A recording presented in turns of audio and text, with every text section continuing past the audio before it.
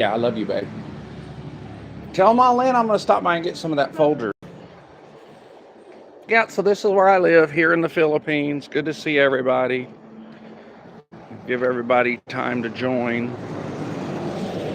I think my data will be strong enough to carry this load.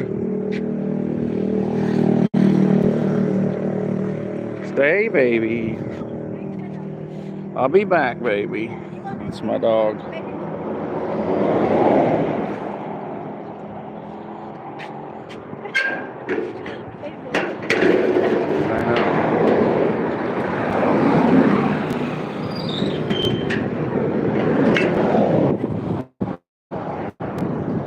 So if you're just joining me, let me see. There's nobody watching yet. 4. Since I've got my...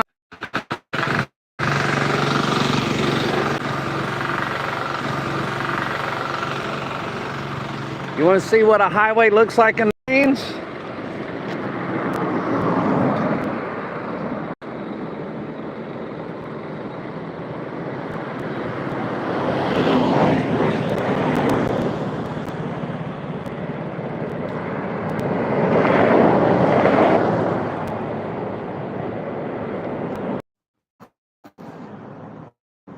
My data's going to be enough to carry this. Can y'all? Hello, Swill. Is it a clear footage? Hey, man. That's my... So we're going to walk in these rice fields. Take a look at them. That's rice. Kentucky's in the chat. Glad you're here. Good to see you. Since I have my phone upright and not in landscape mode, it's going to reach a new demographic. So there should be some newcomers in here that haven't seen me live yet. But here's what I want to talk about. So, like, I just got off of a call. I say a call. I use voice messaging a lot, like on Messenger. I don't actually talk on the phone to people. I send them a voice message, they send a voice message back. Because when I'm on the phone with somebody, I can't tell when it's my turn to talk. I hate it. I hate it. So what I want, the point of this video live stream is to explain to you that you're not uncovering corruption when you learn that your local police department is corrupt. And nobody cares. Now let me say it like this. So there are people who will email me and they'll say, Barry, I just exposed that our local police are crooked. And the judges are in on it and the prosecutors are in on it. When the truth is, you didn't expose anything. We've known for decades what the problem is in the United States, in your city and in your county. Here's another one I get a lot. It's, Barry, we have the crookedest police in the country here, or our prosecutors are the worst. Not true. Not true. What's happening in your county or in your city is happening in all 50 states in the United States. Look, it's so bad. They recently indicted and arrested a former president of the United States. So that's like some banana republic coconut bullshit that the United States has made fun of other countries for years. How cuckoo coconuts their justice systems are, and now the United States is in that same position. So I get a call from this guy. I found him. I was cruising some comments right on Facebook. And he said, Barry, can you help me with that case? I've got proof that the local judge, local prosecutor, and local cops are corrupt. And I said, and I messaged back, I said, proof's a big word. You know, if you have proof, I will help you. So a couple back and forth, and he finally sent me a whole bunch of non-proof. It's just nothing. It's a nothing burger at all. Now, to him, it's big. Because he did, in fact, get bullied by the cops. And being bullied by the cops hurts a man's spirit. Now, I don't know about women. It hurts women, but not like it hurts a man. When a man gets bullied for injustice, it like crushes his soul. And I've dealt with thousands of men who couldn't get over it. Like, some men can't get over the fact that their wife cheated on them. 15 years later, they're still in a bar getting drunk. And when you start talking to them, you extrapolate his past and realize he's sitting there getting drunk because he's still pissed that his wife cheated on him. He never moved on and got over it. Well, if anybody has to move on and get over something, it would have been me. I got bullied by the cops to the tune of I had to flee the United States with my entire family. By the way, the good news is my film made it. It got selected for the Sundance red carpet premiere. You know the red carpet premieres that they have, and you see the Hollywood stars and starlets get all the pictures taken because they are premiering their new film. It's happening to me. That's right. I got selected for a red carpet premiere the third week of January in Park City, Utah. It's near Salt Lake, Utah. Our film was so good. It was selected from 16,000 films. Less than 100 were picked for the film festival, and mine was one of them. Not only did it get selected for the film festival, which is like winning an Oscar to a lot of people, but it also got categorized into a special group called the buyers slot, something like that, where they're saying, look, all you buyers like Netflix, HBO, y'all need to keep an eye on this film. So we're looking for a purchase of that film directly after the red carpet premiere. And so that premiere, I'm going to step into my mother-in-law's house and add some Folgers. She has Folgers instant coffee. I'm going to add some of it to my coffee. Hello, Kuya. Good to see you. Hi, Malin. Did Mia tell you I would be live up here? Did she call you and tell you I would be live? No. Okay, I'm live. I'm just going to step in and top my coffee off. Okay. With the, yeah. So this is my mother-in-law's house. We are in the Philippines. You know, I've lived here for over 5 years. So anyway, the premiere, this big movie, all of this is about something. It's about the criminal justice system. And it's about, I don't know, my ability to overcome traumas. I should be cuckoo. I should be like a little drinking and doing drugs and almost dead.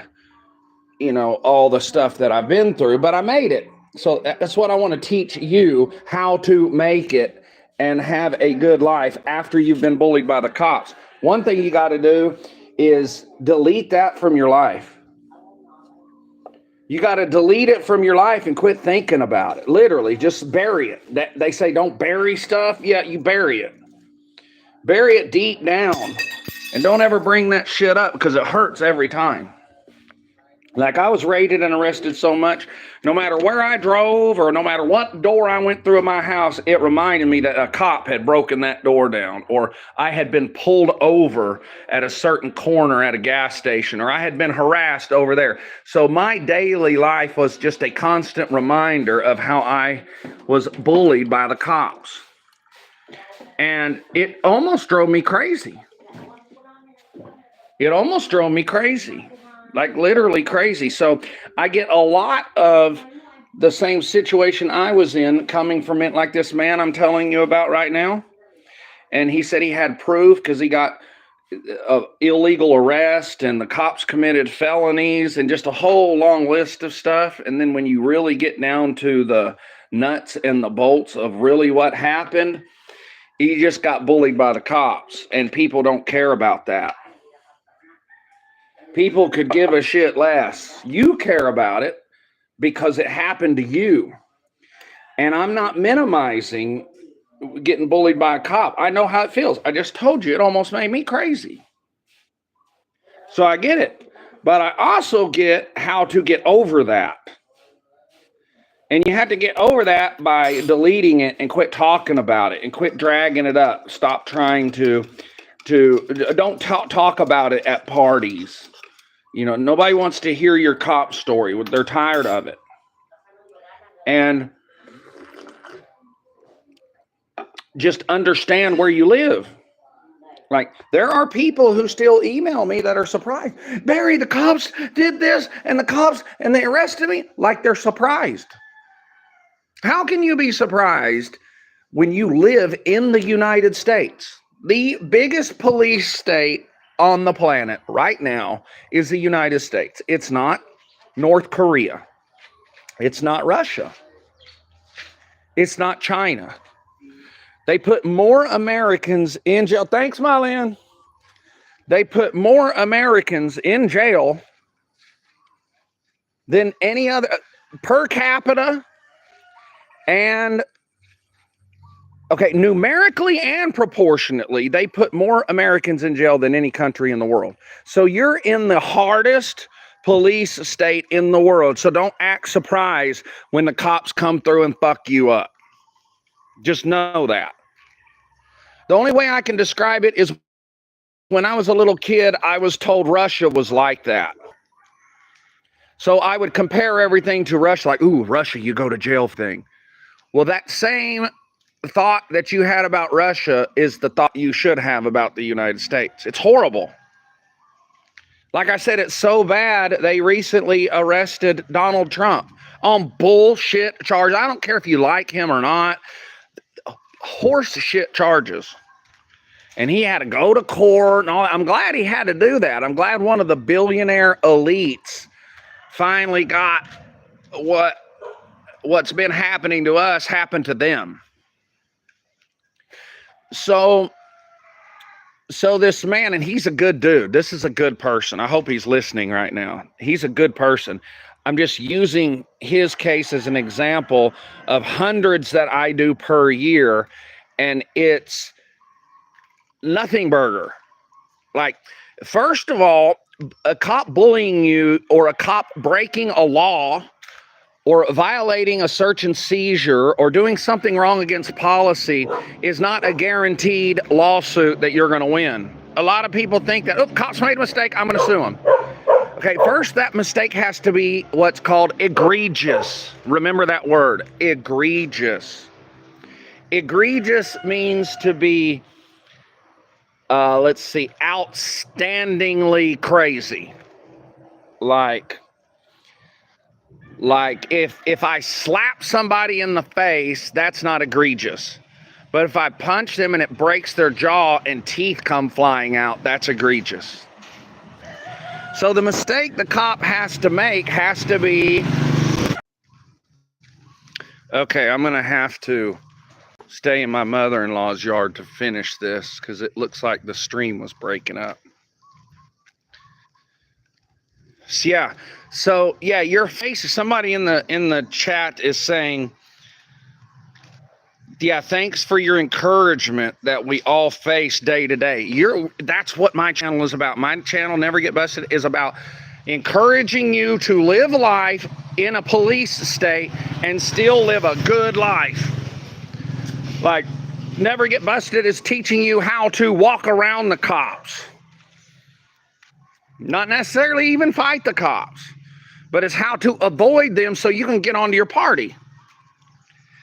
So you can get to work. And there are tricks and tips that will help you do that. And I also teach how to get over police traumas. So this guy that I'm talking about, his story goes as thus. He was helping his sick father-in-law tow a car. The car, something happened, strap broke or something, but they had to pull over on the side of the highway, and the sick father-in-law took off walking in the woods. I don't know, maybe he was Alzheimer's. Same thing that just made me forget what I was going to say. Maybe it's Alzheimer's. So they're looking for him. The cops show up. And my client, the guy I'm talking to, has a gun strapped to his belt, and he's walking around the woods looking for him. And everything the cops say to him, he's like, fuck you, fuck you. I understand that. But he's like, fuck you to the cops. No, I'm going to find my friend. Fuck you. And they said, well, you got a gun on your side. And he goes, fuck yeah, I got a gun on my side. So they dogpile him and arrest him for disorderly conduct. I don't even know if, if that charge fits. That's not the point. The point is they let him go. He didn't go to jail. He got thrown on the ground. That can be a lawsuit. That can be. But in the whole scheme of things, it's a nothing burger. This happened in 2020. March 2020. It's almost March 2025. So that's 5 years.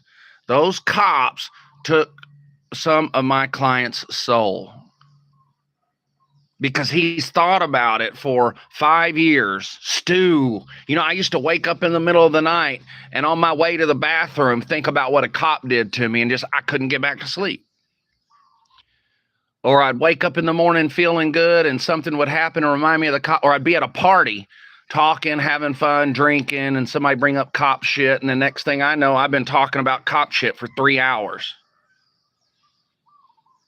That's allowing the police state to take part of your soul. You can't do that.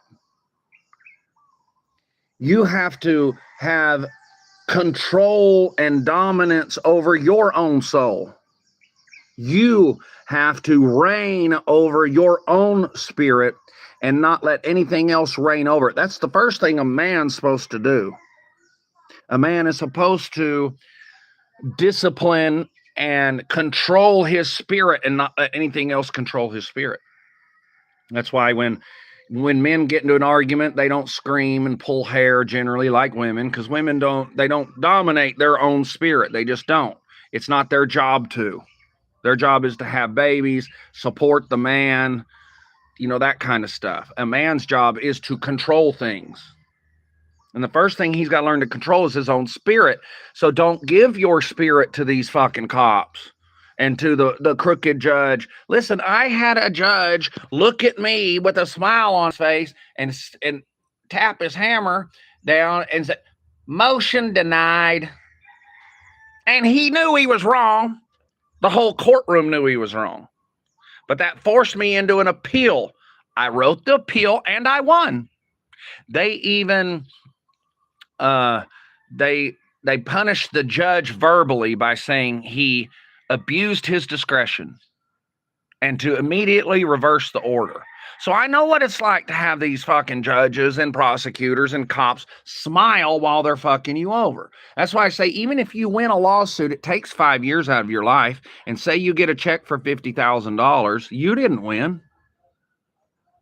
Because it took part of your life. Now, I know some of my friends like Zombie Slayer Corey, he goes out and he instigates the cops to get a lawsuit on purpose, and he wins, So he wins, but he controls his own spirit and he knows what he's doing. I'm talking about the average person who had a bad encounter with the law enforcement. If you don't have a big lawsuit, fucking drop it and go fishing and quit thinking about that cop shit. It will ruin you. It will wreck you. So this guy listened to me. I'm glad he did. I explained all this that I'm explaining to you right now, that this is a nothing burger. You need to get on with your life. So now he wants to prove that somehow those videos, he's got like 6 dash cam videos. None of them show his arrest. I mean, one, if you zoom in, you can see a blob of something wrestling on the ground, but you can't tell who the cop is and who he is. Now, remember, this is the guy who said, I have proof. That's something else I want to teach you here. One, I want to teach you to get the police state off your soul. And 2, raise your bar of proof. Raise your bar of proof. In the 6th grade, proof, not much would convince us, right? But we're grown-ass men, and we have to raise the bar of proof in our life. I learned my lesson on this. Marshall Seeley, good friend of mine, he's appearing in the award-winning documentary that's going to appear at Sundance about my life.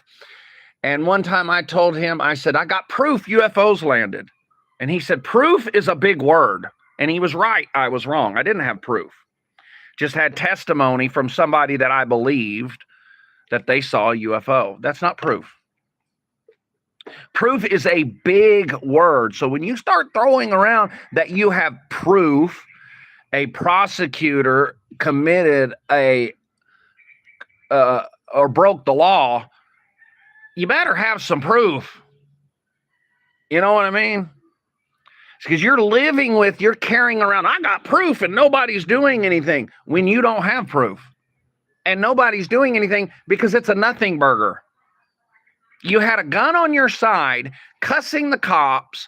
They needed to feel safe, so they put you on the ground and handcuffed you till they figured out what was going on. That's a nothing burger. They didn't beat the shit out of you.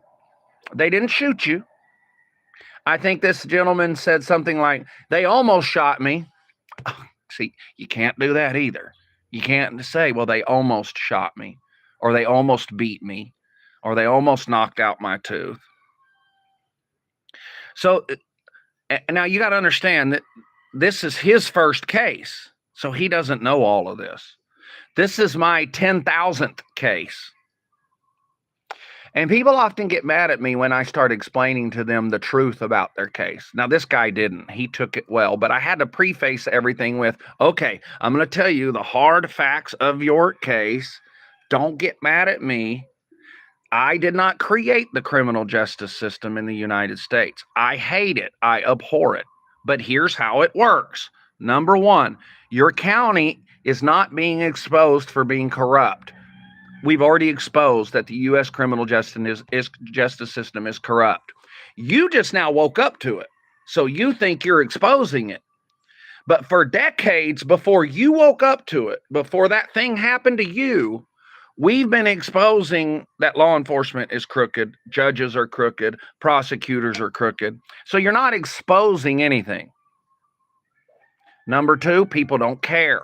They don't care like you care. They don't feel how you feel. For instance, I just adopted a case where my client was shot in the back. I made a video of it. You should go check it out. I think it's got like 140,000 views. The video went viral. It did good.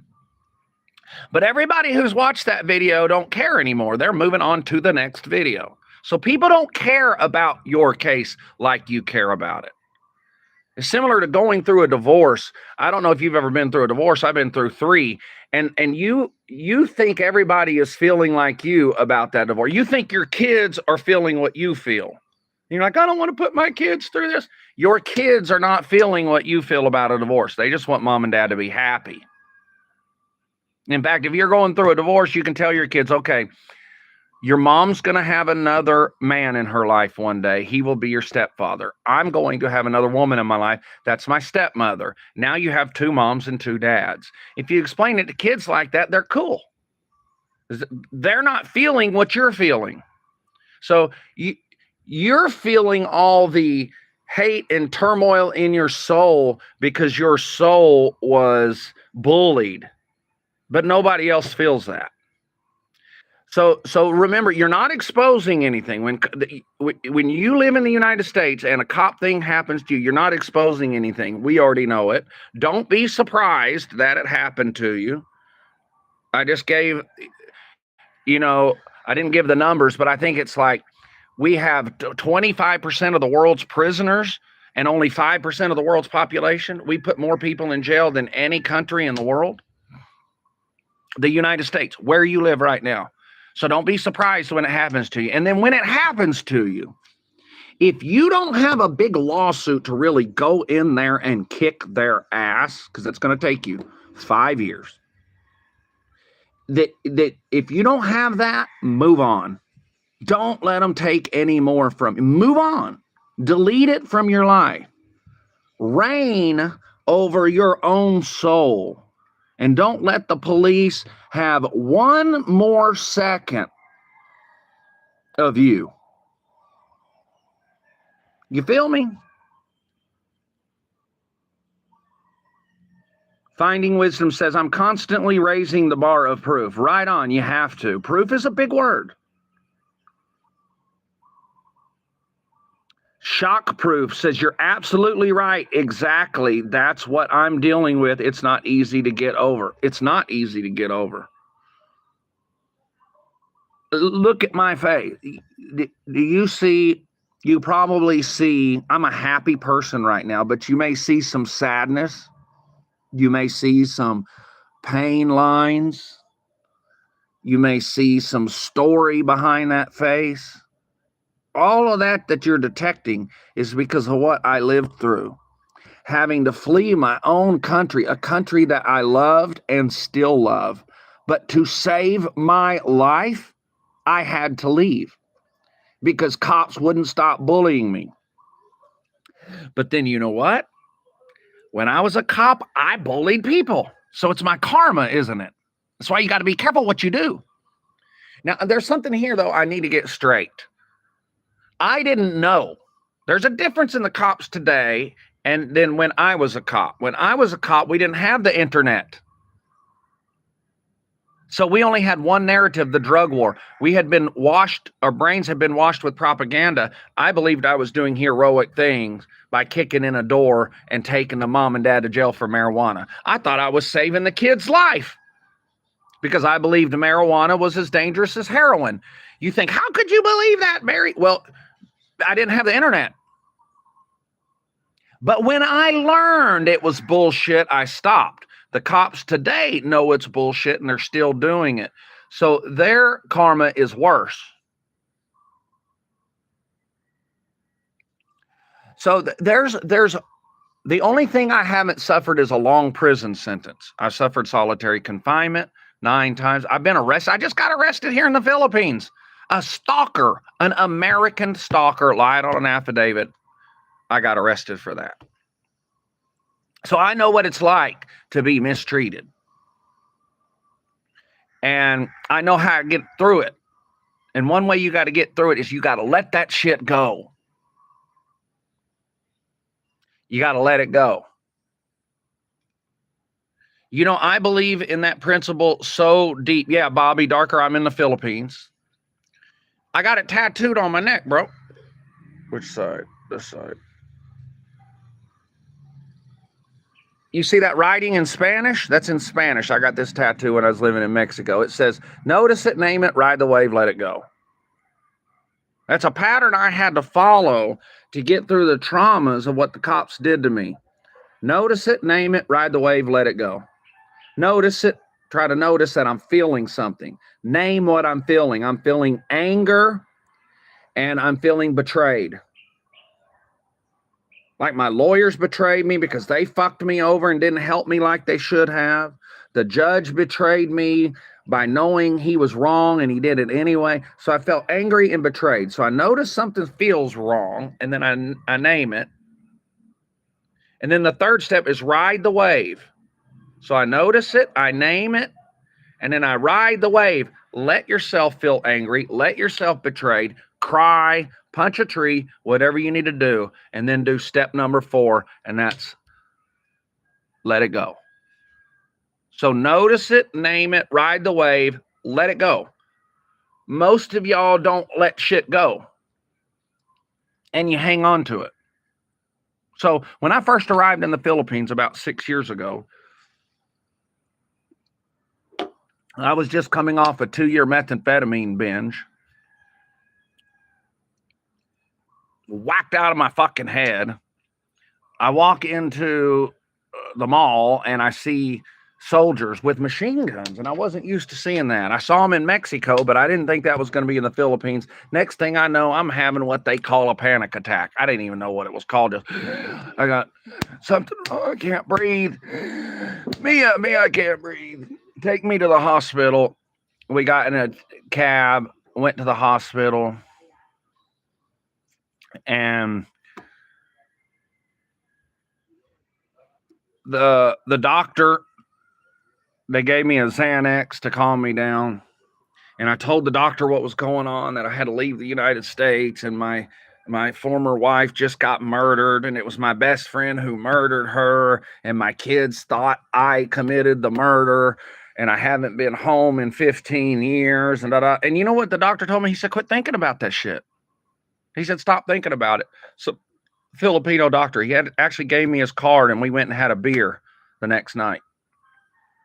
So Mia's mom's the same way. She said, don't think about that stuff when it upsets you. We've been taught as Americans to think about it, dig it up, bring it to the surface, talk it out. No, you got to let it go. Remember, you notice it, name it, ride the wave. Go ahead and feel those feelings. That's important. But then let it go. If you don't feel those feelings and you just bury it, that shit's going to come to the top later. That's why it's important to feel it. Let yourself feel that anger. It may take an hour to feel the anger. It may take 2 days. It may take 2 months. But ride that wave and then let it go. So you got to let your arrest go. You got to let that traffic ticket that caused you to shake and feel less of a person because the cop saw you shaking, or maybe your wife saw you drop a phone because you were just rattled and that embarrassed you. You got to let that go. You got to let that thing go, man. Shouldn't let it go.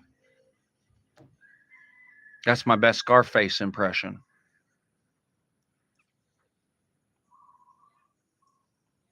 Shockproof says, I've got faith I'll get my story heard by the right people in time. It's hard to be forced out of your local area just to survive and save yourself and family and friends over corporation corruption. I can already tell you what you need. You need to quit hanging on to your hometown. Shockproof, you sound exactly like the man I'm talking about in this video. If you haven't seen this whole video, rewind it and watch it.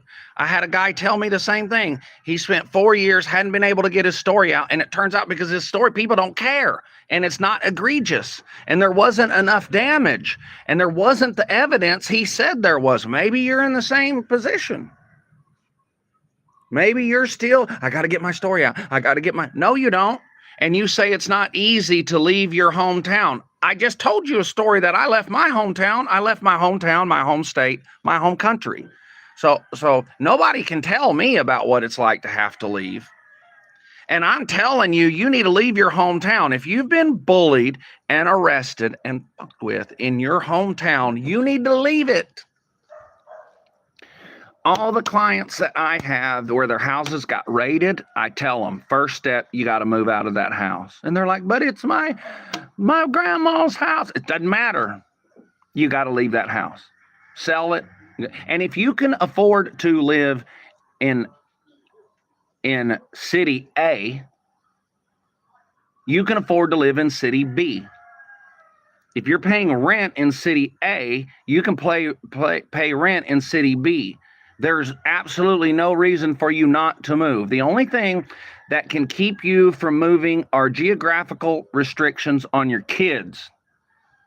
Like if you share custody, you can't move to the Philippines because then you can't see your kids, right? But you can move out of that city that reminds you, everybody knows you, all the cops know you, they know what your car looks like. Get out of there.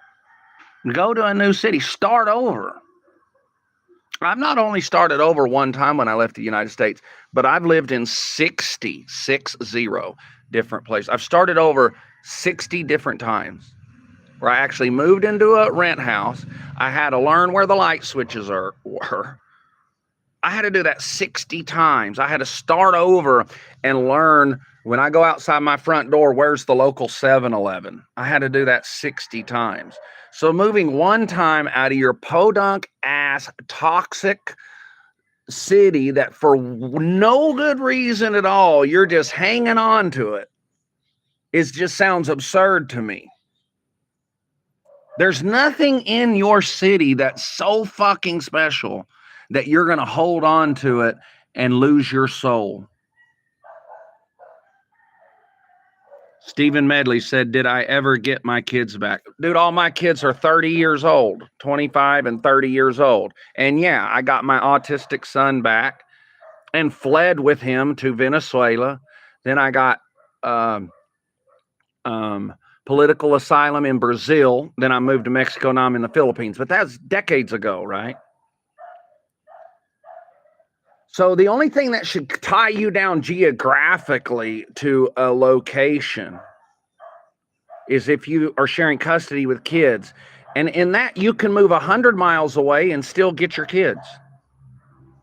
You don't have to live in that same town that's killing you. And then there's always this one.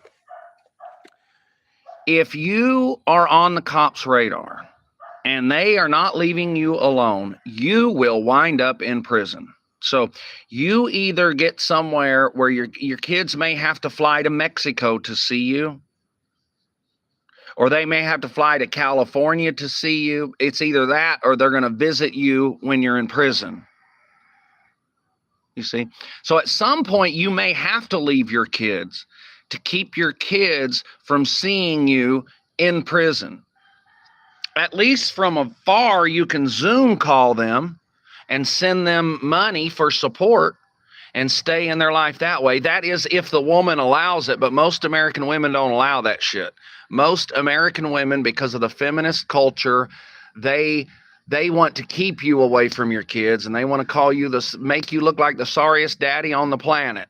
And they actually turned you into the sorriest daddy, because every time you went to pick up your kids, the woman throwed a big fit and the cops were called, you got arrested, so now you don't want to pick up your kids. So sometimes you got to abandon your kids so you don't go to prison. If you have a choice between going to prison or abandoning your kids, you need to abandon your kids. And that, I don't say that with a light heart, because I'm a parent too. But there comes a time in your life where you can't let the kids and an ex-wife anchor you and hold you until you wind up in prison. And if you are on cops' radar, you will wind up in prison. You will not win. They will eventually get you. Especially if you're into methamphetamine. If you live the lifestyle of somebody who does methamphetamine and the cops already have you on their radar, I'll see you in prison in less than 5 years. You got to move. There was a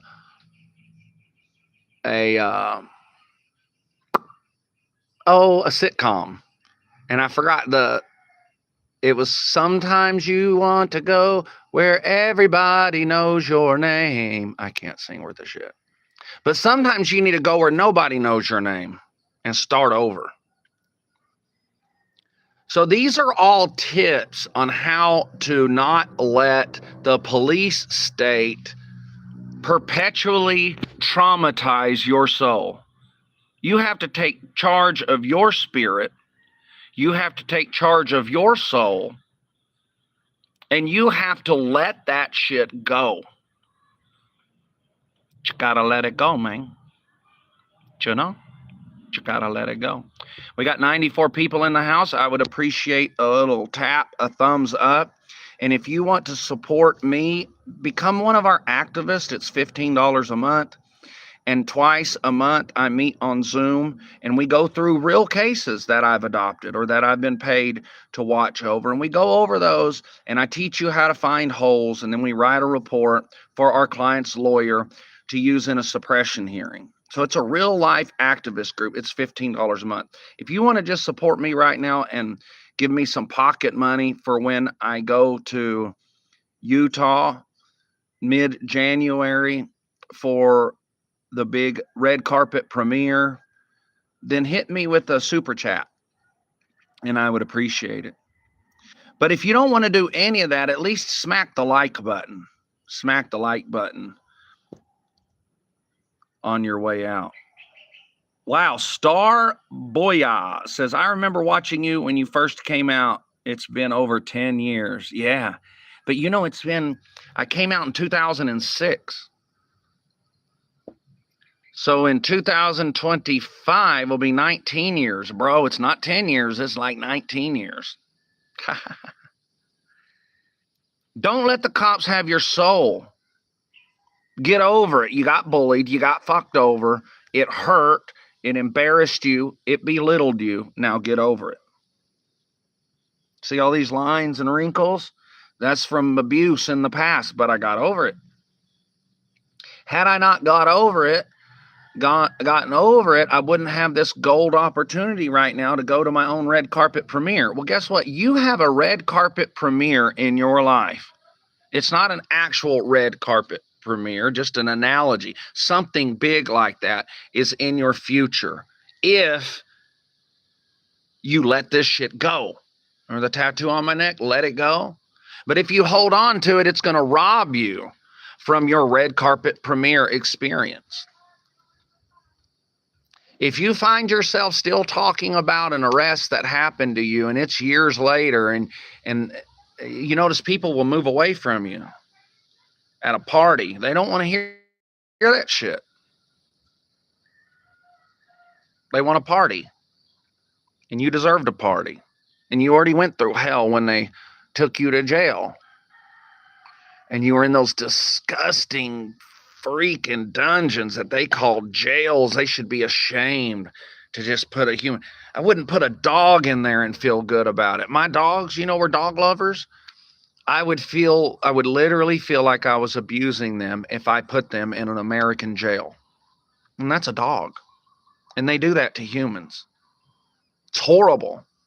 It's dark. It's dark, dark, and horrible. The criminal justice system in the United States is fucking dark, like satanic energy, demonic energy. Only something supported by demons can torture a person as much as American jails.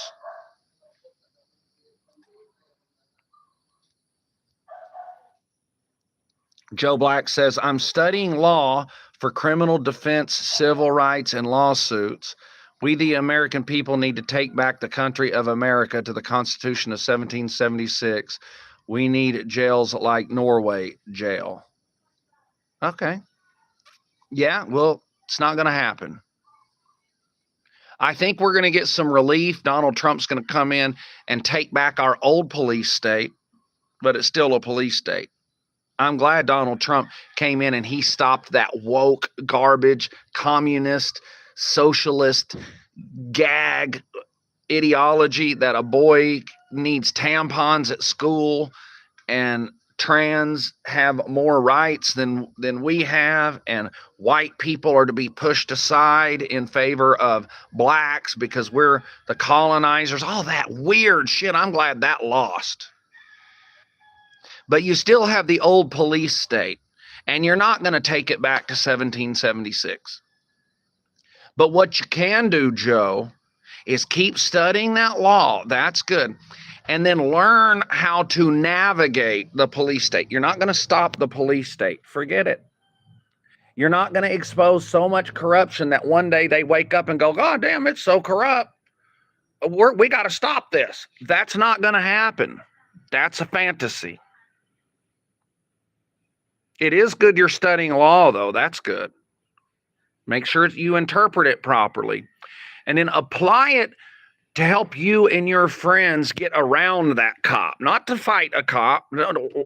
Why do you want to fight somebody when it's rigged? They're going to win it. Like, there's no UFC fighter in the world that's going to go in and fight if he knows it's already rigged for the other person to win. So why are you going into a fight that you know you're going to lose? And you're going to lose it because even if you win in court, you lost. The process is the punishment.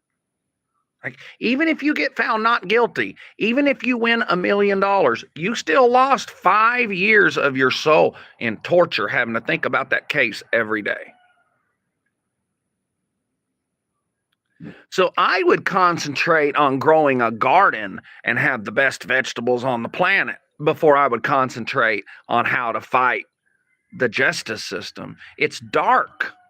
Have you been in the courthouse? Have you been inside an American courthouse? How dark it is?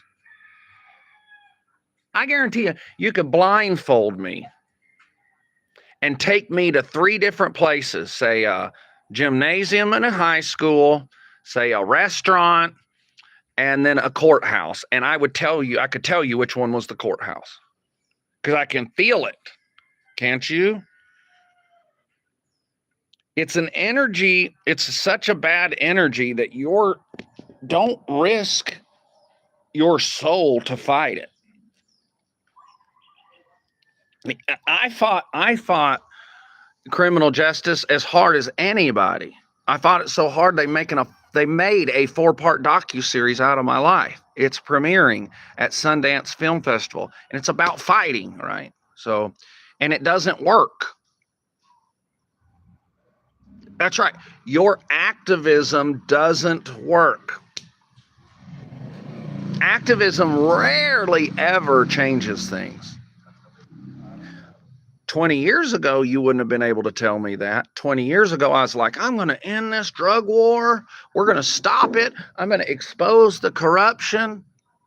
Nobody told me what I'm telling you today, that's all bullshit fantasy. It will never happen. So what do? You don't just lay over. That's not what I'm saying do. You learn, but don't fight them. Try to go around them. Go around those bad boys. Stephen Frisk says, what do you think about all these drones in the U.S.? Me personally, I think there's some warheads missing, nuclear warhead missing, and apparently a warhead leaves a trace of radiation. Just moving it around, even the best kept warhead leaves a trace of some kind of radiation. And I think those drones are sniffing for a lost nuclear warhead. But I could be wrong. It could be aliens. Who knows? I just now realized that the deep state actually ran the earth. And I knew the deep state ran the earth. But I didn't know they actually ran the earth until COVID, until that fake pandemic. It's fake. Fake pandemic. Biggest psychological brainwashing operation ever implemented on humanity was that 2 years of locking us down and making us wear masks and forcing people to get an injection. That was all bullshit. All of it. And they knew it. They knew it. So that just woke me up to, wow, there's these deep state fuckers, these billionaires who actually run everything. So I wouldn't be a bit surprised if I learned next year that no, really, it's aliens running the billionaires who are running the politicians who have enslaved us.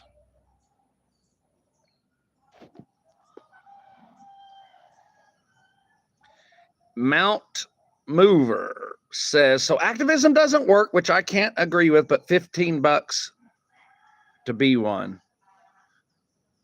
Are you being a smartass? You being a smartass? So, okay, so you actually have a good point. Okay, so I should have said activism doesn't work in terms of changing the system. Activism can work to help a person go free, because our activist class does that. That's what we do. We help individuals go free. So in that sense, activism worked on an individual sense, which is also why I said, use your, like Joe said he was studying laws, use that to help you get around the system. So individually, activism can work.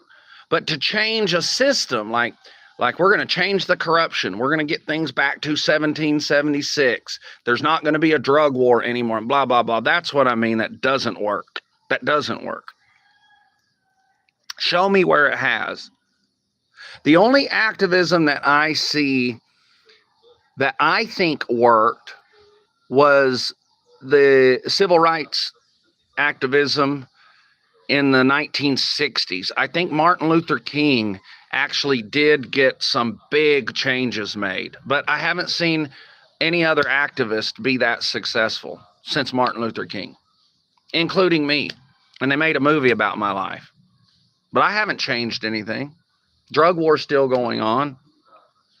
There's still more arrests happening than when I started, and nobody activized harder than I did. I mean, I poured my soul into it, right?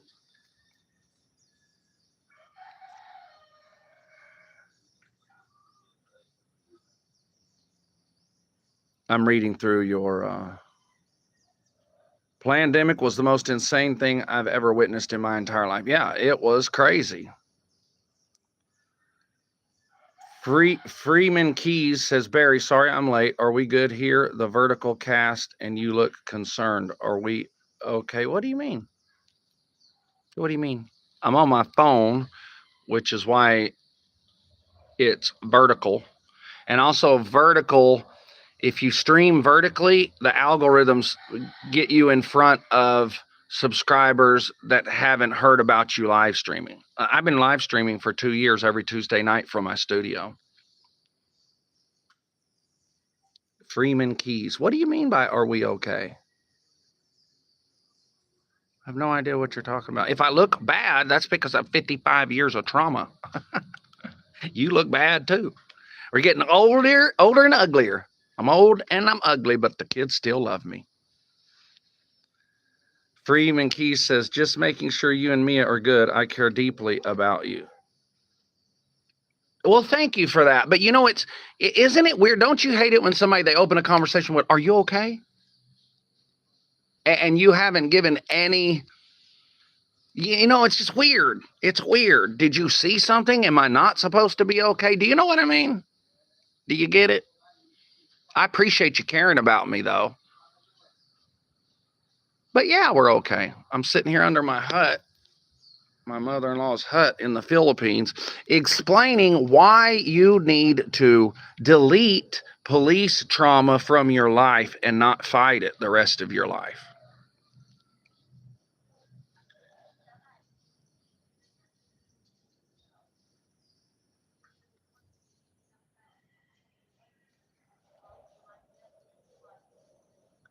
Mount Freeman Keys. You came in like we know each other a lot, but I've been live streaming for 2 years, and this is the first time I've seen you here. I would remember Freeman Keys. I can tell the regular people who show up, and you don't seem like a regular person. I don't recognize your.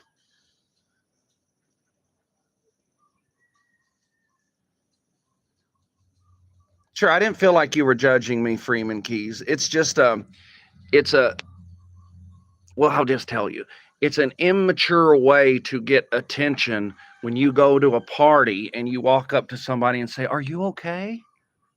Because it makes the person think, what?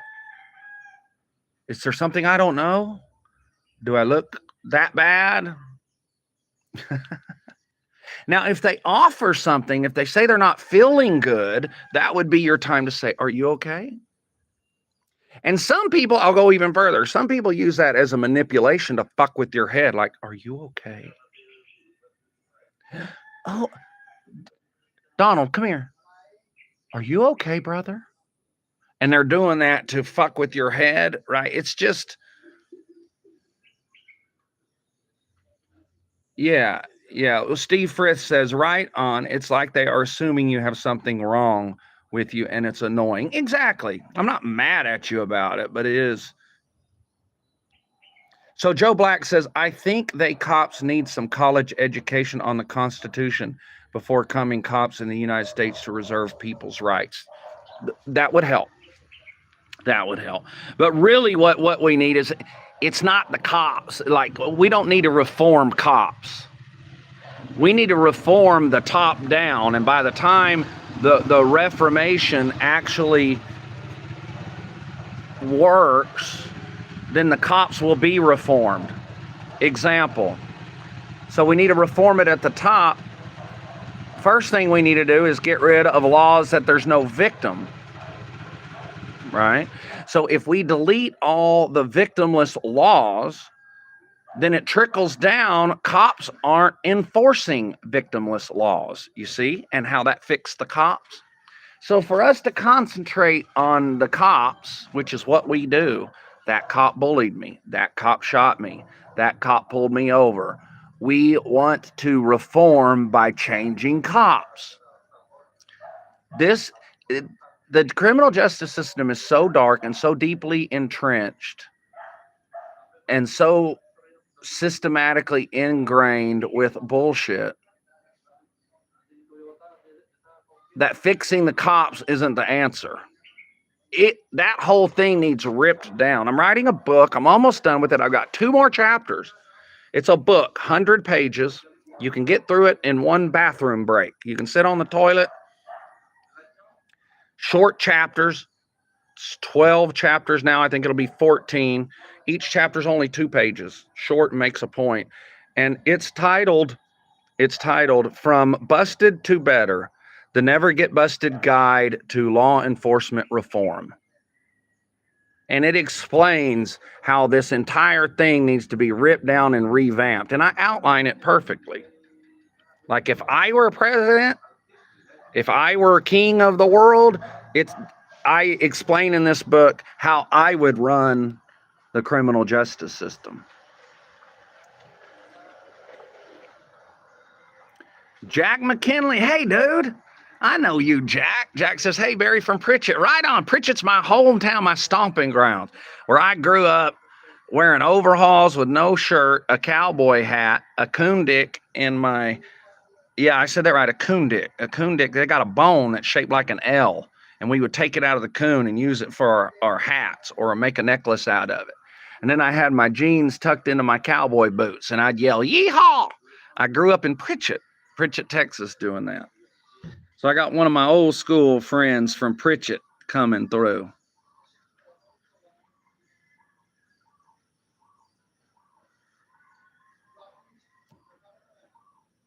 It's true. Stephen Fresh says a hairdresser goes to their school longer than the cops do their school, I heard. That's true. It's a little longer now, but it was only 10 weeks. I went through a 10-week course. And not living at the academy, it was 40 hours a week for 10 weeks, and I became a cop. Whereas my wife at that time had an entire year of beauty school before she had license to cut hair. So yeah, you're right. It's more schooling to cut hair than it is to shoot people and arrest people. That's cuckoo, isn't it? Oh, I see. So Freeman Key says, love all your content, Barry. Just saw something I don't usually see and was concerned for you and your family. Right on, bro. Don't be too overly concerned about us. We're okay. Now, if you see me sending up smoke signals like I'm in jail, help me then. But I just got out of jail. They actually didn't put me in jail. They arrested me here in the Philippines. There's a video under my live feed that says arrested in Philippines. You can watch that and get all the details there. Tom Burke says, cops did a welfare check at my mom's and searched her house while other cops were talking to her in the bedroom. Have it all on video. Cops shouldn't do welfare checks. That's more bullshit.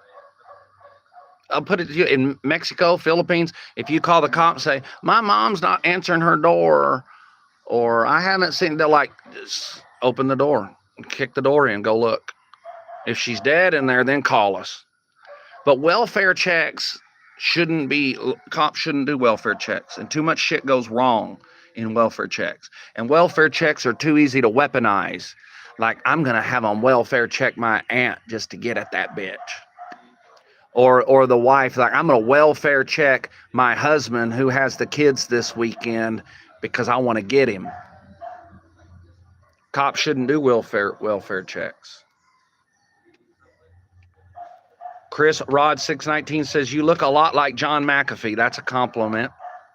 John McAfee is one of my megalomaniac heroes. I mean, he's not a hero. He didn't do anything heroic in life. He wasted. He could have been a big activist, but he didn't do shit. The only thing he did was for himself, but I love watching him. He's entertaining. I love watching the documentary they made where he ran and fled the U.S. just like I did and blah, blah, blah, blah, and then he wound up dying in jail. All that's interesting and fun to watch. But he couldn't stop the partying, the drugs, and the sex that he was addicted to. I know what that feels like. I was addicted to both at one time. That's how I know what he went through. I overcame mine. He didn't overcome his. But yeah, I like watching John McAfee. And I think he's a handsome dude too. Jack McKinley says Possum Brothers. Yep, we were called the Possum Brothers. Stephen Frisk says, I watched your movie How to Make Money Selling Drugs the other night for the first time. Right on, dude. Yeah, I was in that movie with 50 Cent and Eminem, Woody Harrelson, Hillary Clinton. I had a big role in it too. I actually had more screen time than any of them. A lot of people don't know about that movie that I was in. In fact, that movie I was in helped me get the movie deal that I have now. His producers saw that, my appearance in How to Make Money Selling Drugs, and they were beating my door down to buy my life story rights. And I sold my life story rights to a man. He kept them for 8 years and didn't do anything with it. Had me garholed, and he had offers. So then I got another offer, and there were some court battles for my life story rights. We won. I put it in the right hands this time, and they actually produced a film worthy of being in Sundance Film Festival. Red carpet premiere. I'm gonna be on the red carpet like Brad Pitt. Really? I can't believe it. I'm so humbled. It makes me feel like a giant, but it mostly makes me feel little, like this bigger than me. And I don't want to mess anything up. I've got some plans. I want to grow this activist group to help people. Like what this stream is about is traumatized Americans, and it's the police state that traumatized them. I want to help with that because I know how to.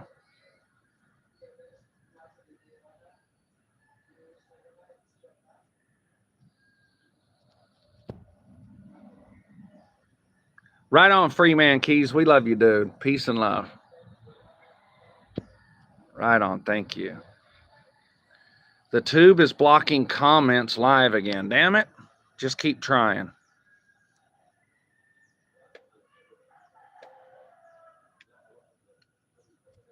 Joe Black says, if you want to learn how to argue like a lawyer, it's called Conclusion, Rural Analyst, and Conclusion.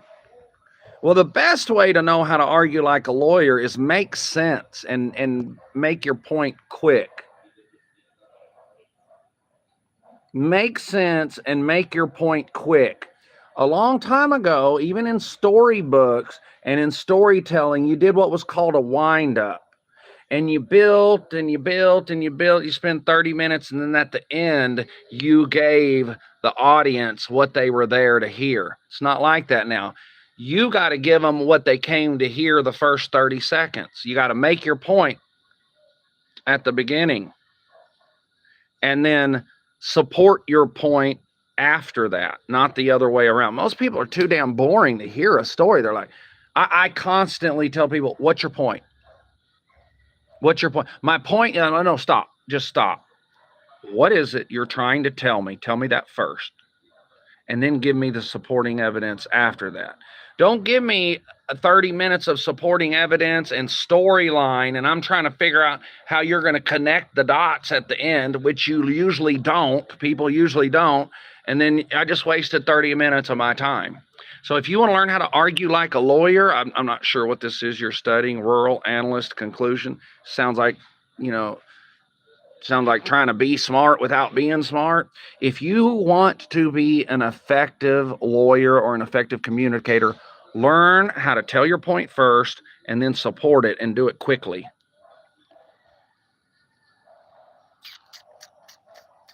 That's right, bro.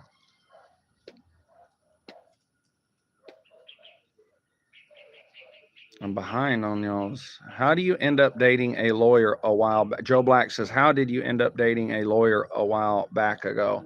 I was on Tinder. It was when I lived in Mexico. Same time I'd met Dusty. Mia, my current wife. I was dating my current wife and this lawyer at the same time. I picked Mia. I found her on Tinder. Tinder. But how'd you know I was dating a lawyer? If that has anything to do with Jeffrey Phillips videos, don't listen to any of that shit. That's all lies. It's like provable easily provable lies. There's a guy there on his channel that told a story about me dating a lawyer in Mexico. I hope that's not where you heard that from. Freeman Keys says, will you let us know when your movie is available? I sure will, man. I will. I've been dying waiting for that thing to come out. Y'all be sure and hit the like button on the way out. So, Shock Prof says, how can someone be part of your activist group? Go to my website and sign up, bro. It's you pay $15 a month. And I have about a dozen senior members right now. They've been with me 2 years learning how to die. I can give them a case and they're pretty almost nail it every time on where the hole is. I don't have to do it. They can do it. And they can write a report that explains it. We still got some work to do, but they're good. We're looking for new members. Just go to my website and join NGB 400. We'd love to have you. We have a little community in a private Slack group where where the members communicate throughout the week and discuss cases.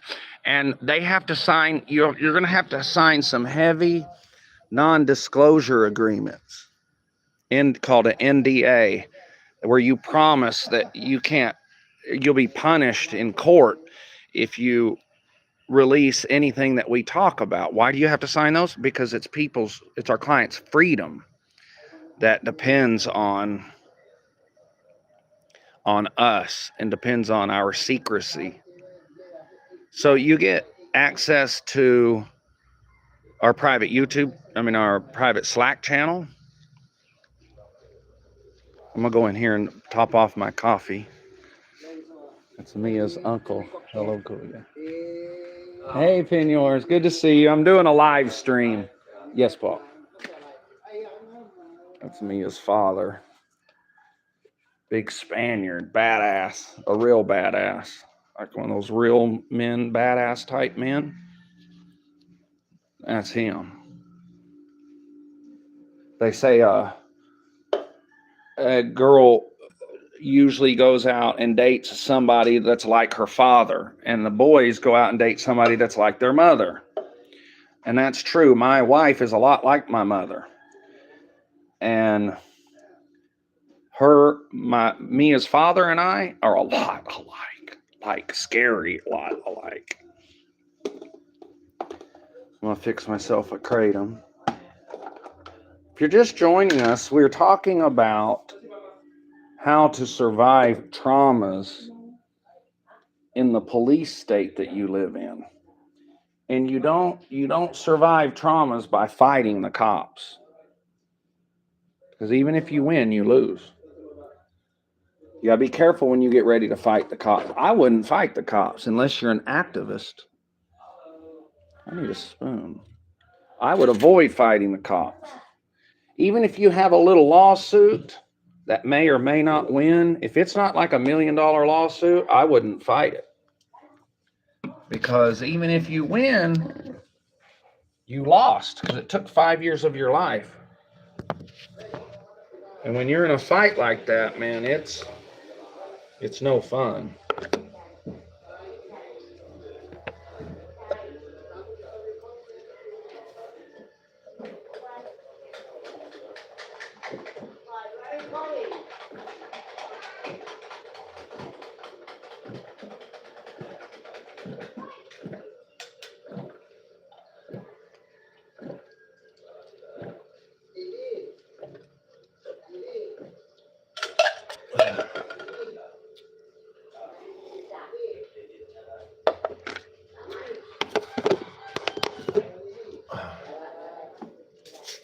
I come to my mother-in-law's house to get this coffee because this is Folgers. That's rare here in the Philippines, and she keeps a jar of it for me. They're such sweet, sweet people. You have no idea. The Filipinos saved my life. Literally saved my life. Their culture is of peace and it taught me how to be at peace.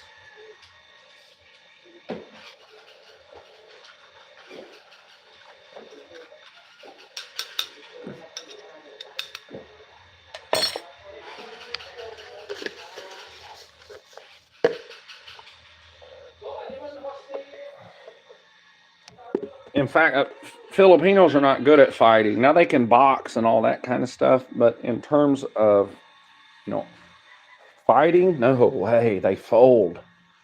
It's because their way of getting along in society is to get along, not to fight. The American society, we're taught to solve problems by fighting. Here in Asia, hi babies. Here in Asia, they're taught problem resolution by working with each other and resolving it, coming to a resolution. Hi, Ate. Like Americans, I fully believe we were taught to war, right? That's why we're one of the number one superpowers in the world. We just lost that title though to Russia and China. But we were taught since I was 5 years old. I was taught to go punch people in the nose. And we were taught that America.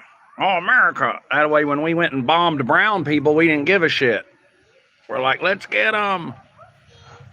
So our culture in the United States, we were taught to fight, which a lot of good comes out of that. We get a lot of stuff done. But in Asia, they don't know how to fight. They know how to talk things out and get along.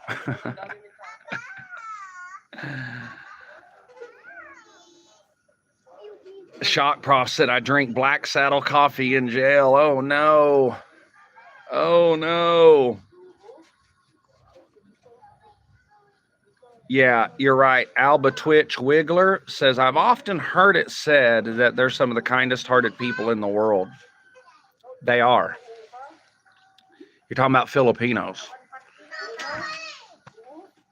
The term sweet doesn't describe them, man. They're so sweet-natured.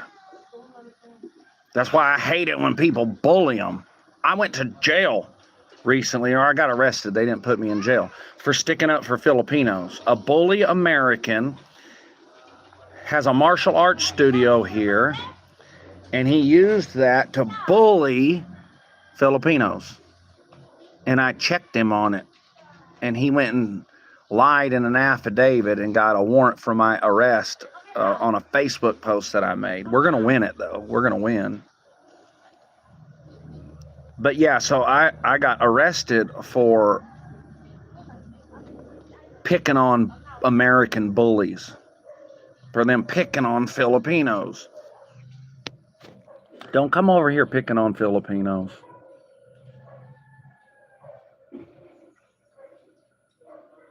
Al Bewitched Wiggler said, yeah, you had mentioned that guy. You one punched him, right? No, that's not the foreigner I punched. I one punched a foreigner about 4 or 5 years ago. He kept playing with Mia's hair. Grown ass man.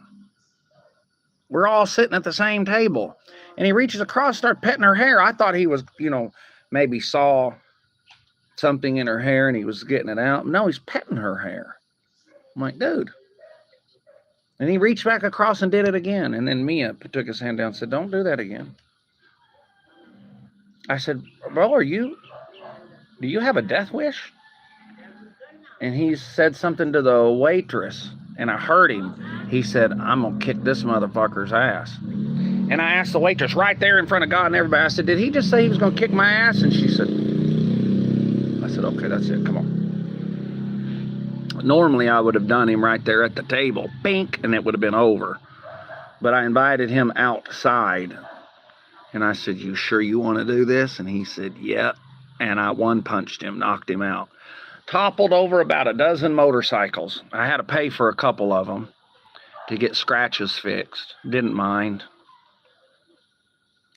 But yeah, these Americans who are a small fish in a big pond in the United States come over here, and all of a sudden they're a big fish in a little pond, and they start bullying everybody around.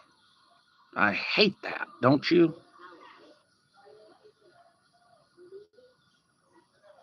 Mike Hates Pigs says, I feel like fighting comes naturally. I thought that too, but it's not. It was taught. I thought everybody was like me, fighting spirit. No, that fighting spirit is your culture. That's your American culture, and I love it. I love that fighting spirit. I was so glad y'all all voted red. Thank you. You painted the town, you painted the map red again. Thank you. Y'all fought back. You're taking your police state back. It's like, I want the old police state. Never Again says, howdy, Barry. My boys survived East Texas. East Texas is the harshest environment, one of the harshest environments on the planet. No joke. And I didn't realize that till I moved. And I went directly into Venezuela. I did good in Venezuela. I didn't get robbed. I was one of the few Americans who never got robbed. I had a one punch a couple people, headbutted a couple. I had to do some fighting, but nothing I wasn't used to in Texas bars. I was expecting, Venezuela. And then I went into the jungles of Brazil. Those jungles are tame compared to the East Texas woods. Kidding you. I'm like, this is the Amazon jungle? This looks like a national park. It's so tame. That environment in East Texas, the weather, the woods, the culture is rough, man. If you can survive in East Texas, you can survive anywhere in the world. Hi, High Priestess. Good to see you. High Priestess says, why is that, Barry? I've said a lot. And by the time your message comes on the screen, I can't tell what you're referring to. But I would love to know. It's good to see you. High Priestess is one of our senior members. Yeah, I'm starting to see some of our old school people in here now. It started out a bunch of new names that I haven't seen. Hi, sweet peep. That's my little niece. Say hi. Hi. I'm careful about filming kids on here because it's just this insane, sick American person my age that I gave a wrench to. I gave him a wrench. I took his wrench. And since then, he made 120 some odd videos about me. We got that yeah, not 10 videos, not 50, over 100. He's psycho. He is a stalker. Well, he recently took a picture of my little nephew sitting in my lap, and he cut it out where it didn't look like a Facebook post, and he sent it to some people claiming I had molested that little boy. That's why I'm careful about putting my nieces and stuff. And another time, Mavs, I was kissing my grandson in the studio. I brought him into the studio, and I said, this is my Mavs, and then I kissed him, and he left. Another YouTuber stopped the kiss, and it looked gross, and freeze framed it, and it looked like I was sucking his face, is what it looked like. And he froze that and made a video that I'm a pedophile. What the fuck is wrong with you Americans, weirdos? You're the only culture that when you don't get along with somebody, the women accuse them of rape, and the men will accuse them of pedophilia. You should, if you accuse a person of rape or pedophilia and it's not true, you should do the same amount of time in prison. Like Gary, this guy who cut that picture out of this kid in my lap, and then he claims I molested that kid. He should go to jail for however many years somebody who molested a kid goes to jail for. He should be in prison. He's going to jail. I hope he's listening now. He's going to prison. There's a federal cyberbullying law that, well, I'll just say this. All the people responsible for making false claims about me being a pedophile are likely going to be arrested on federal charges. I'm not going to stop. I'm not just going to push this to the side. If you accuse me of pedophilia, I'm going to beat your ass. One way or another, you are going to be in big trouble. Because it's weird. It's weird and you're sick. You're sick. I love the United States. I can't wait to come back. But you all have more mental illness than any country in the world. A lot of mentally ill people in the U.S. A lot of you. Nobody here. Y'all listening to me, none of y'all are mentally ill. I know that.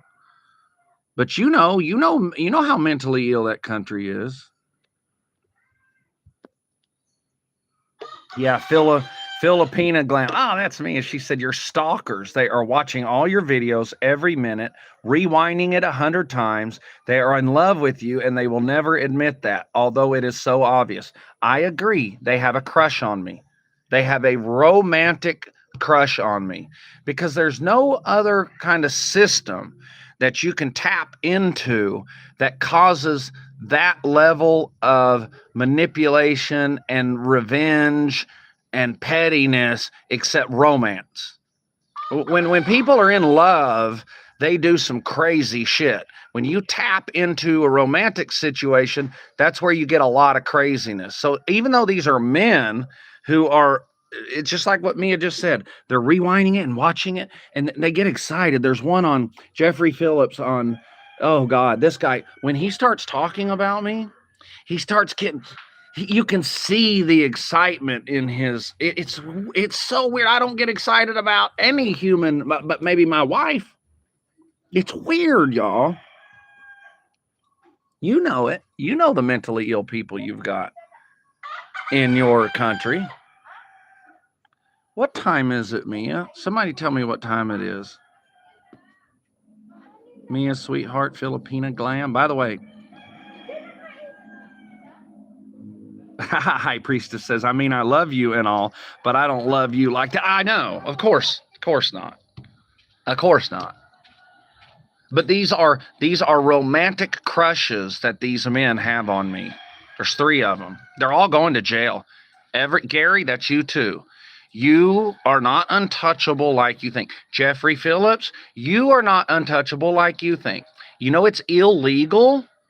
It's against the law to put out a report that somebody is a pedophile. It's against the law. You can't do that. And it's criminal law because you did it using the internet. It's a federal crime. You'll see. You'll see. And I'm coming back. I'm old school. Listen, if I'm ever signing autographs or I'm somewhere and I look up and I see somebody who accused me of being a pedophile, I'm going to walk over to them, smack the shit out of them. I'm old school like that. I know some people are saying, well, you're out of control. No, I'm not. I controlled myself and I knew exactly what. I didn't hit the person out of control. I didn't go smack the person because I couldn't control myself. I did it purposely. I purposely and intentionally walked over there and knocked the person out. Because that's how you teach these petty men a lesson. If every time they get smacked for being disrespectful to another man, they'll quit being disrespectful. So I'm old school like that. And I will catch a case. I'm willing to go to jail for that type of an assault.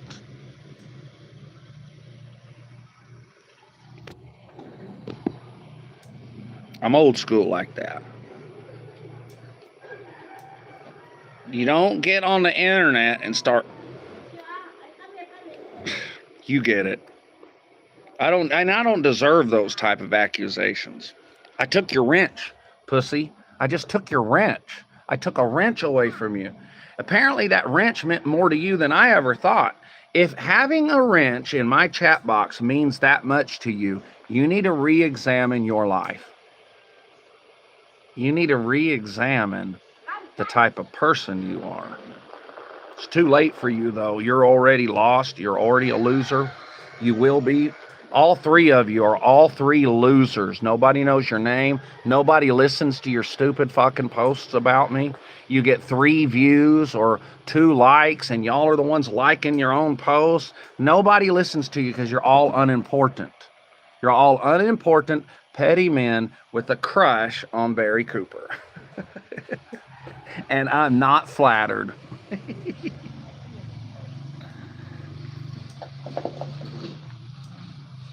Right, Filipino Glam says, Jeffrey will never admit that he is a big fan of yours. Can't you tell? Almost half of his content is about Barry Cooper. I know it's...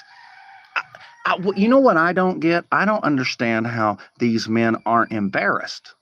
Like, if I did what they're doing to another man, I would be embarrassed. So I wouldn't do it and put it on online for everybody to see me for everybody to see me embarrassing myself. And they do it anyway. They're that out of touch with how sick they look. They're that, because they think they're right. In fact, they have a overconfidence.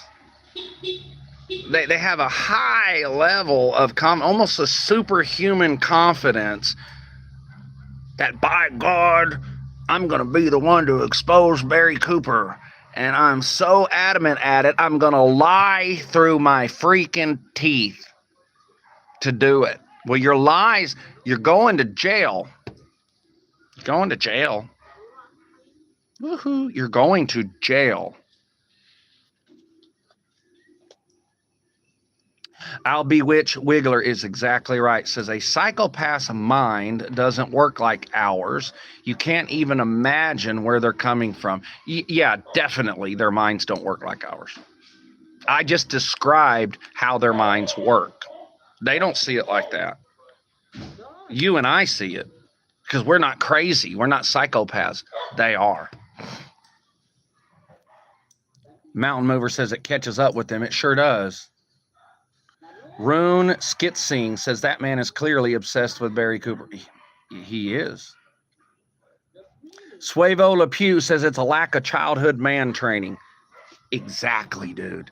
If they had men checking them and a father busting their ass, like, don't you go over there and flip that booger on him and bust his ass for it and say, now you go apologize for flipping that booger. Instead, these little boys are flipping burgers on everybody, and they're protected by an American criminal justice system that doesn't allow you to assault the boy who just flipped a booger on you. So they've feminized male populations in the United States. That's why all three of my sorry, my nails are dirty. Three of my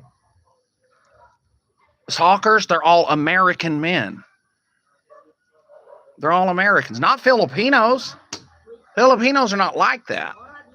And they're not women stalking me. I can understand my ex-wife stalking me. We're talking about grown men. And they're all going to jail. I've been quiet about it. I haven't been posting and all that. This is the most I've said about it. That's because I will do my got you once they're in jail. I'd rather sneak up on somebody.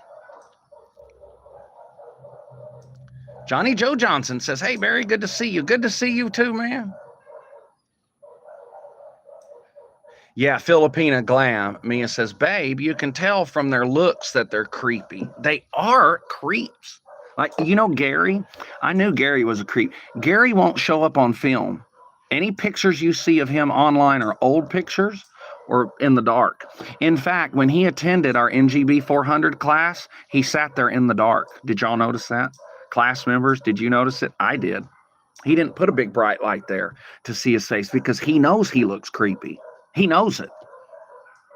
He knows he's the actual pedophile. He's the pedophile. Because a normal man, a non-pedophilic man, cannot accuse another man of that behavior. Only a pedophile would do that. By the way, Gary's brother was in prison for what? Pedophilia. In fact, his brother just got out of prison. Gary went and got him settled in a little trailer, and then he committed suicide. He killed himself. That's Gary's brother. So yeah, there's a family of pedophiles. Gary actually emailed me about 3-4 days ago. Of course, I didn't answer it, but it's like, I'm gonna get you. I'm gonna bring you back to the U.S. He's still. So 120 videos didn't satisfy him. Calling the Filipino immigration didn't satisfy him. Sending a lie to my stalker here in the Philippines about pedophilia didn't satisfy Gary. Gary will never be satisfied with me because it's a demon, and demons can't ever be satisfied. You can't. A demon is like an itch that won't scratch. Like no matter how much you scratch it, it still itches. That's what Gary's got. He's got a demon itching his soul, and no matter what he feeds it, or no matter what he convinces himself is going to fix this, it won't fix. It'll just get worse. That's what demons do. Same with the bully, the American bully here in the Philippines. He will never have closure of Barry Cooper. Never. No matter how many times he lies on affidavits, no matter lawsuits, no matter what he does, he will never be satisfied with Barry Cooper. Because he's got a demonic itch that he's scratching and it just won't fix. It's torment is what it is. It's very tormentive spirits that they have.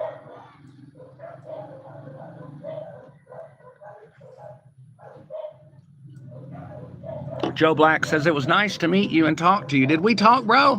Where'd we meet? Where'd we talk?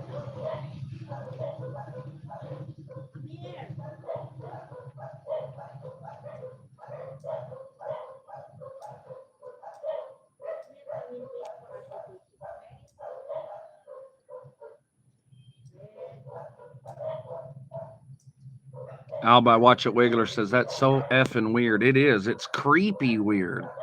It's like, it's not just weird, it's creep weird, like the creep. You know, the creep? You know, the guys that look creepy? That's what all three of these men look like. They're creeps. They're creepy. When you do creepy shit, you start looking like a creep. And they know they look creepy. Most of them wear the dark glasses. One of the signs is, the prescription glasses that when you go out in the sun, they get dark. Especially watch the men with prescription glasses who have a little tint on their glasses inside. They do that to hide their creepy eyes. And they want to be able to look and fantasize without you seeing them doing that. I know it's really weird. It's really weird, but it's true. I'm always suspicious of men who are wearing the dark shaded prescription sunglasses indoors. Always.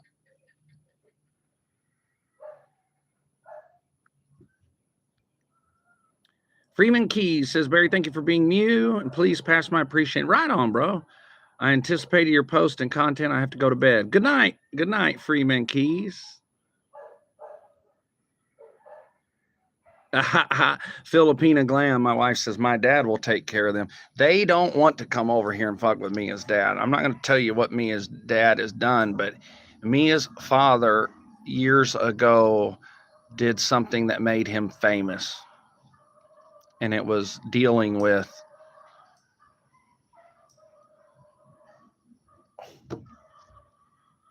I won't say it. I'll tell you this. He put actual terrorists, government terrorists to sleep. That's all I'll say. Yeah, me says, my dad will take care of them, or my mother. She's 4'11". The worst creepy Gary did is accuse my mother and my family of insane things he is projecting because he is pedo times 100. Yeah, I forgot to tell you. So Gary and this American bully both posted and published that this little boy that was in my lap went to the mother and told him that I molested him. And the mother went to Mia, and Mia hid it. And all of Mia's family, named them the Madrids, are hiding the fact that Barry's a pedophile. Listen, I have a sworn statement from the mother that that's bullshit. And that little boy's uncle is big with the federal police here. So, Gary, you're going to jail. American Bully, you're going to jail because you lied. Absolutely lied. That was a picture of me sitting, of this young Filipino boy sitting in my lap. It was a Facebook picture. Like, click, click, and me saying, isn't he cute? And you cut that out and turned it into this big story that didn't happen. And we have proof that didn't happen. The mother is swearing under testimony that that never happened. So you've got case after case. Every Madrid is filing a case on you. You're in trouble. And there's nothing you can do to erase it. And you deserve what's coming. You deserve what's going to happen to you.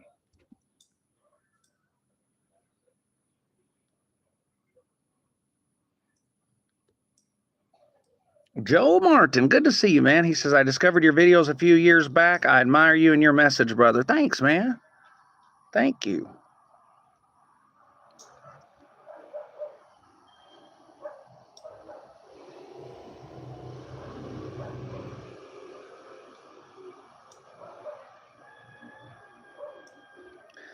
So I'm going to head home and pick up Mia and then walk back here. I'll probably lose y'all. And if I lose y'all, I'll just catch you on the next stream. Marlene, we'll be right back. Okay. I'm going to end this stream. Mia and I will come up. Bye, sweetheart. Yeah, so I can't film my nieces and nephews because of the American pedophiles. Flip that. If I film a little kid here in the Philippines, the pedophiles in the U.S. flip that, somehow turn it into that I'm a pedophile. That's so sick, man.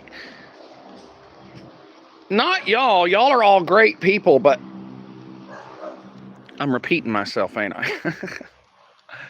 So this is the walk that I take every evening between the rice fields from my house to Malin's, which is what we call Mia's mother. Filipina Glim says, read my comments and stays in the dark. I'm reading them, sweetheart. Did I miss one? I read them, sweetheart. Yeah, that's a low blow, Gary, and them bringing Mia's family in on this. And American Bully, you're so sick, you're so fucking stupid. You can't put two and two together and possibly think that Gary lied to you. No, because you want it to be true because you're grasping and you're desperate. And you want you want Barry Cooper to be a bad man, and he's not. I'm one of the best souls you ever met. But I tell you I lost you there for a minute. Aren't these rice fields beautiful? Hang on. This one was planted a little earlier than this one. Mia and I are going to build a house right out there. See that corner where those banana trees are? Mia's family owns this rice field, and we're going to backfill it with dirt, and I'm going to build a house for Mia right there in the top left corner.